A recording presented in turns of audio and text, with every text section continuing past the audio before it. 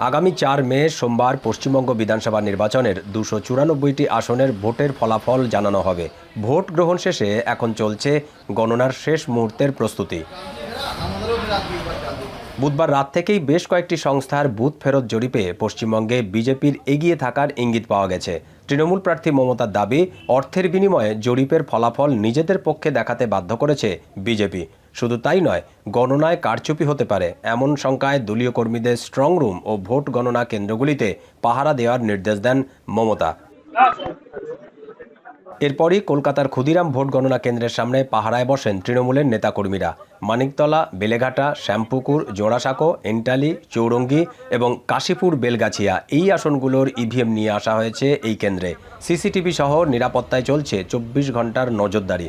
সুনির্দিষ্ট পরিচয়পত্র ছাড়া কাউকেই ভিতরে ঢুকতে দেওয়া হচ্ছে না। তবে ফলাফল প্রকাশের আগেই ভোট কারচুপি নিয়ে বিতর্কে জড়ালেন তৃণমূল ও বিজেপির কর্মী সমর্থকরা। ভোট গণনা কেন্দ্রের ভিতরে বহিরাগত লোক ঢুকেছে বলে অভিযোগ তৃণমূলের। এ সময় বিজেপির বেশ কয়েকজন নেতাকর্মী ক্ষুদিরাম কেন্দ্রে ছুটে আসেন। পাল্টাপাল্টি স্লোগানে এক পর্যায়ে দুই পক্ষের মধ্যে দেখা দেয় বিশৃঙ্খলা। আমরা এখন শিওর হয়ে গেছি, যেভাবে পুলিশ করেছে এরা ইভিএম মেশিন চেঞ্জ করতে চাইছে। স্ট্রং রুমে ওখানে সিসিটিভি ছিল না, ওই পোস্টালের স্ট্রং রুমে তার ভেতরে সিসিটিভির ব্যবস্থা হচ্ছে, বাইরে তার লিঙ্কও হয়ে যাবে।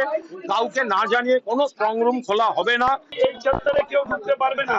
কিভাবে এনারা 2 ঘন্টা এখানে বসে আছে।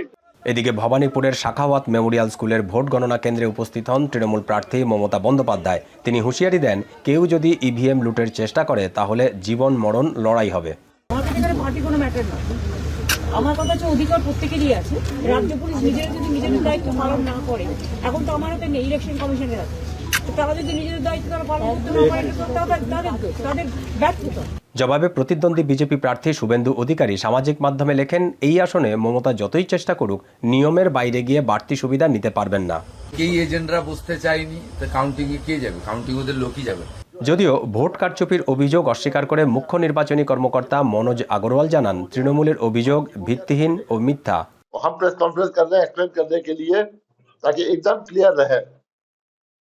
इलेक्शन कमीशन ऑफ इंडिया कोई भी चीज जो है इलीगलिटी को कोई एक्सेप्ट नहीं करेगी, और अगर किसी से भी कोई इलीगलिटी होती है तो इलेक्शन कमीशन ऑफ इंडिया एकदम 100% इंश्योर करेगा कि जो एज पर रूल्स रेगुलेशन सब काम हो। এসব ঘটনার পরেই 2টি ভোট গণনা কেন্দ্রেই নতুন করে জোরদার করা হয়েছে কড়া নিরাপত্তা ব্যবস্থা। পাশাপাশি জনসমাগম নিষিদ্ধে জারি করা হয় 163 ধারা।